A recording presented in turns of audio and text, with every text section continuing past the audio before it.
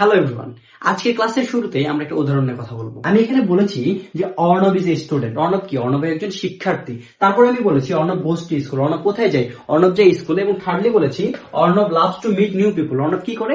নতুন মানুষের সাথে পরিচিত হতে পছন্দ করে। আচ্ছা, তুমি কি একটা বিষয় খেয়াল করেছো যে বারবার আমি যে অর্ণব শব্দটা ব্যবহার করছি এর ফলে শ্রুতিকটু মনে হচ্ছে না? আসো তো আমরা পরের উদাহরণটা খেয়াল করি। আমি সেম ভাবে লিখেছি যে Arnab is a student. Arnab কি? অর্ণব একজন শিক্ষার্থী।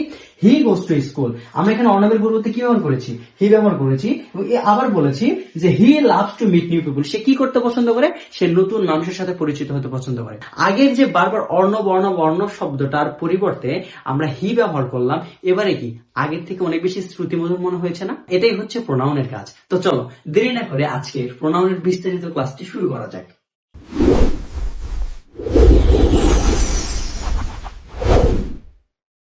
প্রোনাউন নিয়ে আলোচনা করতে গেলে আমাদের সবার আগে জানতে হবে প্রোনাউন কাকে বলে। তোমরা একটু লক্ষ্য করো, প্রোনাউনে যে প্রো শব্দটা আছে তার অর্থ কি? পরিবর্তে। নাউন অর্থ আমরা বাংলাতে কি বলি? বিশেষ্য।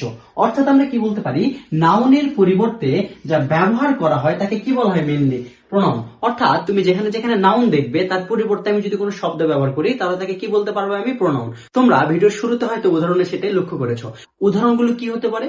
I, we, you, he, she, it, they, etcetera. তার মানে কি দুনিয়ায় আরো অনেক প্রোনাউন আছে। তোমরা যদি ব্যবহার সম্পর্কে আরো বিস্তারিত জানতে চাও তাহলে এখানে আই বাটনে ক্লিক করে আমাদের পার্সন এবং নাম্বার ক্লাসটি আছে সেটি করে নিতে পারো, অথবা আমি ডিসক্রিপশন বক্সে ক্লাসের লিঙ্কটি দিয়ে দেবো, তোমরা সেখান থেকে ক্লাসটি করে নিতে পারবে। আমরা যে I, we, you, he, she, it ইত্যাদি প্রোনাউন সম্পর্কে জানলাম।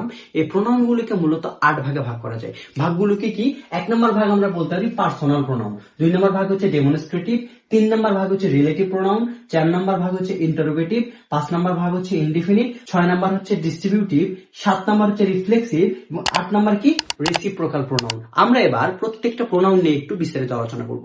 আলোচনার শুরুতেই থাকছে পার্সোনাল প্রোনাউনের কথা। পার্সোনাল প্রোনাউনটা আসলে কাকে বলে? পার্সোনাল প্রোনাউনটা হচ্ছে নির্দিষ্ট কোনো ব্যক্তি বা বস্তুর নামের পরিবর্তে। অর্থাৎ আমি যখন কোনো নির্দিষ্ট ব্যক্তি সম্পর্কে কথা বলছি অথবা কোনো বস্তু সম্পর্কে কথা বলছি, এই দুইটার পরিবর্তে আমি যে প্রোনাউনটা ব্যবহার করব তাকে আমি কি বলবো? Personal pronoun.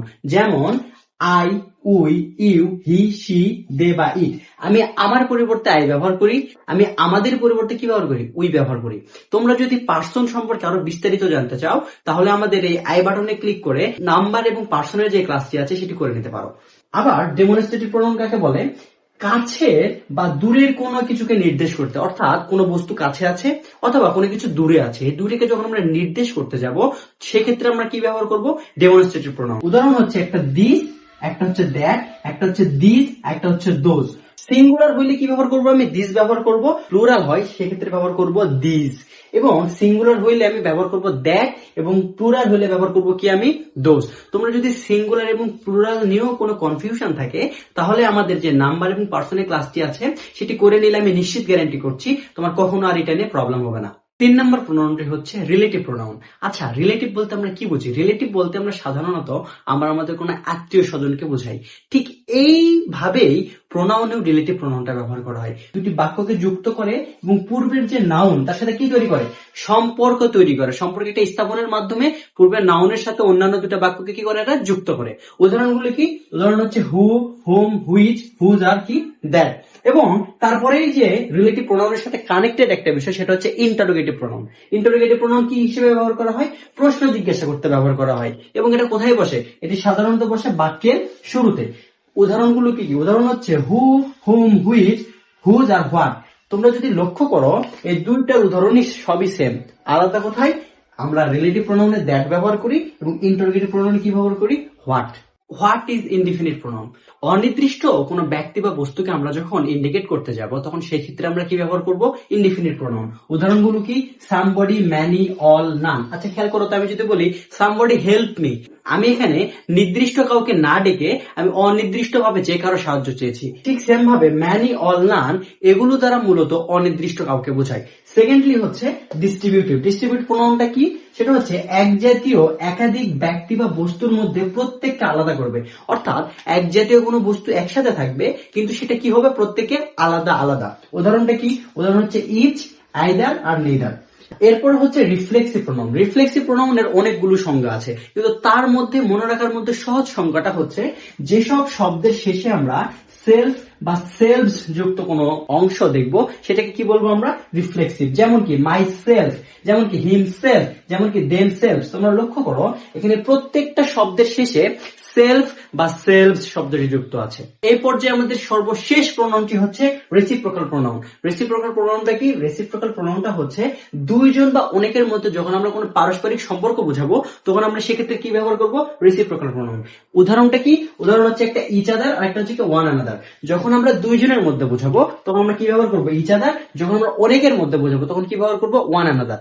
এরই মাধ্যমে আমরা প্রোনাউনের 8 প্রকার নিয়ে আলোচনা শেষ করলাম। তোমরা যারা যারা সামনে অ্যাডমিশন দিবে অথবা পরীক্ষার্থী আছো তাদের প্রত্যেকের জন্য শর্টকাট টিপস দিব এবং কিছু শর্টকাট শেখাবো যেগুলোর মাধ্যমে তুমি খুব সহজেই পরীক্ষায় প্রোনাউন সম্পর্কে অ্যান্সার করতে পারবে। শুরুতে শর্টকাটের 1 নম্বর রুলসটা আমাদের সবচেয়ে বেশি কনফিউজড হয়ে থাকি আমরা, যে আসলে 1 2 3 নাকি 2 3 1। 1 2 3টা কি আসলে first person, second person, third person, নাকি second person, third person, first person? এটা নিয়ে আর ভবিষ্যতে কোনোদিন কোনো কনফিউশন হবে না যদি তুমি এটা ভালোভাবে বুঝে যাও। কিভাবে বুঝবে?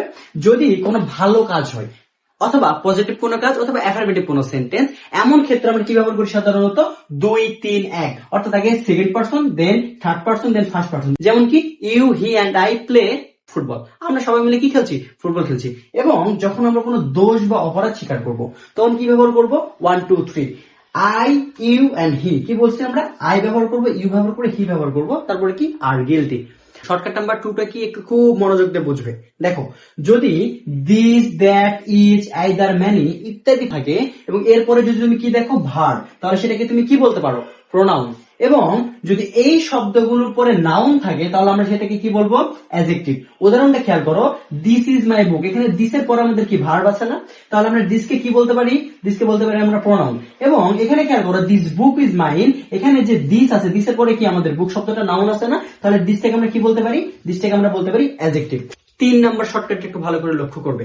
3 নম্বর শর্টকাটটা হচ্ছে ইটস ভার্সেস ইটস। আচ্ছা, যদি কখনো আমরা ইটের পরে অ্যাপোস্ট্রফি এস দেখি, এটার আসলে ফুল ফর্মটা হচ্ছে ইট ইজ, আর একটা হচ্ছে কি ইট হ্যাজ, অর্থাৎ এটি হয় বা এটি আছে। হ্যাঁ, এটা যদি আমরা উদাহরণ দিই তাহলে কি ইটস এ বুক, তার মানে কি ইহা হয় একটি বুক। এবং সেকেন্ডলি যখন আমরা ইটস ব্যবহার করি কোন অ্যাপোস্ট্রফি এস ছাড়া, তখন সেটা মূলত পসেসিভ অ্যাডজেক্টিভ বা প্রোনাউন, অর্থাৎ যা দ্বারা কোনো কিছু কি বোঝায়, মালিকানা, এটার মালিক সে বা এটার মালিক তিনি বা অধিকার বোঝায়। সেক্ষেত্রে কি ব্যবহার করি আমরা, ইটস। উদাহরণটা কি, the bird is in its nest. নেক্সটির মালিক কে? অবশ্যই পাখিটা। এই পাখিটার মালিকানা বোঝাতে আমরা এখানে কি ব্যবহার করেছি, ইটস। এই পর্যায়ে আমরা সর্বশেষ এবং মোস্ট ইম্পর্টেন্ট শর্টকাট নিয়ে আলোচনা করব। হ্যাঁ, আমরা অধিকাংশ সময় পরীক্ষায় দেখে থাকি রিলেটিভ প্রোনাউনের পরে আসলে ভার্বটা আমরা কি দিব, সেটা আমরা সবাই বেশ কনফিউজড হয়ে যাই। এটার সমাধান হচ্ছে এই শর্টকাটটা। রুলসটা হচ্ছে রিলেটিভ প্রোনাউনের পরে কোন ভার্ব বসবে তা আসলে কে নির্ধারণ করবে, তা নির্ধারণ করবে ঠিক যে ভার্বের আগে যে প্রোনাউন অথবা নাউন আছে সেটা। উদাহরণ যদি বলি, ইনকারেক্ট ভার্সনটা হচ্ছে ইট is I who is to blame.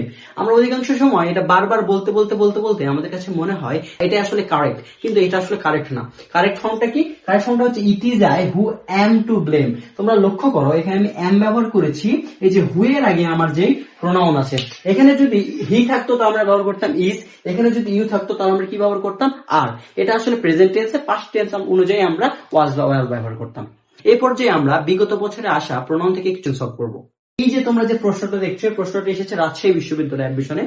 আমরা যে লাস্ট নাম্বার শর্টকাটটা করেছিলাম তার উপরে এসেছে যে চুজ দ্য কারেক্ট সেন্টেন্স, মানে কোনটি সঠিক সেন্টেন্স বা বাক্য সেটা তুমি করো। সবার 1 নম্বরে বলা আছে it is I who is to responsible, B নম্বরে বলা আছে it is I who am responsible, C নম্বরে বলা আছে it is me who am responsible, এবং ডি নম্বরে বলা আছে it is I whom is responsible. আমরা এখানে কোন ভার্বটা ইউজ করব, যেটা রিলেটিভ প্রোনাউনের আগে যে নাউন বা প্রোনাউনটা আছে। এখানে খেয়াল করে যদি দেখো তোমরা, হু এর আগে আমরা কি দেখতে পাচ্ছি, আই, এবং সেই অনুযায়ী রাইট অ্যান্সারটা কি হচ্ছে, এম হচ্ছে না, তাহলে আমাদের রাইট অ্যান্সার কোনটা, বি। ধন্যবাদ সবাইকে। আজকের ক্লাসটি এই পর্যন্তই। তোমাদের যাদের যাদের আজকের ক্লাসের পিডিএফটি প্রয়োজন হবে, তোমরা চাইলে ডেসক্রিপশন বক্সে আমার ইমেল লিংকটা দেওয়া আছে, তোমরা সেখানে আমাকে ইমেল করে পিডিএফ ফাইলটা নিতে পারো। এবং প্রতি শনিবার আমাদের নতুন ভিডিও আসবে। পরবর্তী ভিডিও দেখার আমন্ত্রণ জানিয়ে আজকের মতো এখানেই শেষ করছি। আসসালামু আলাইকুম।